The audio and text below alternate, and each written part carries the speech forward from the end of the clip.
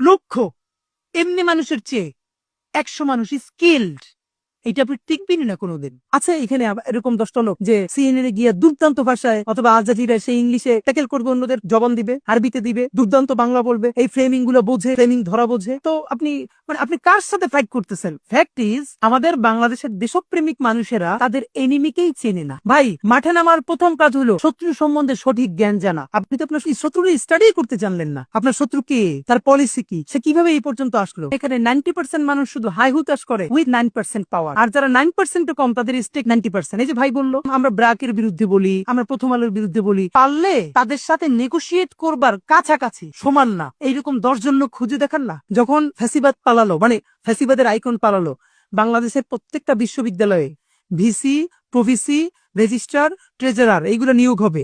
তাতে কমপক্ষে 250 বেশি স্কিল লোক দরকার ছিল। মানে স্ক্যানার দিয়েও খুঁজে পাওয়া যাইতেছিল না। তারপরে স্কিল রিপিট করবেন কি দিয়ে ভাই? তো চলেন, আমার এই বকাচকা চিল্লাপালার মধ্য দিয়ে যদি আমার সাথে রাকুইরাও এমন 10 জন মানুষ আজকে ওয়াদা নিতে পারেন, যা মাদ্রাসায় তো পড়ি, এমন আরবি শিখবো যে ফাটাই ফেলবো, শুধু কেতাবি আরবি না। আপনার আজকে যে মিছিল, আপনারা আমরা মাইক্রোফোন ধরবো, এই মিছিলের 3 মিনিটে ব্রিফ আপনি আরবিতে বলে দিবেন, যেটা আল জাজিরায় পাঠানো সম্ভব, সিএনএন এ পাঠানো সম্ভব, মধ্যপ্রাচ্যের ইগুলোতে, এম্বাসিগুলোতে পাঠানো সম্ভব।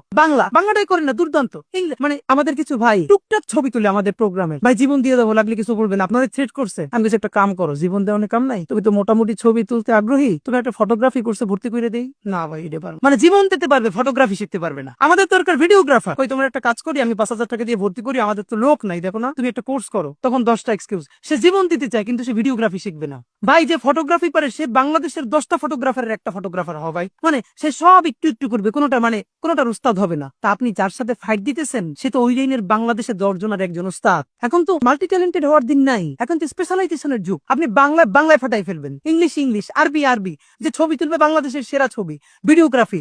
এইরকম 20টা লোক আমার দেন, আপনার 1 বছর দেখেন আমরা কোথায় নিয়ে যাই ইনশাল্লাহ। কিন্তু লোক নাই।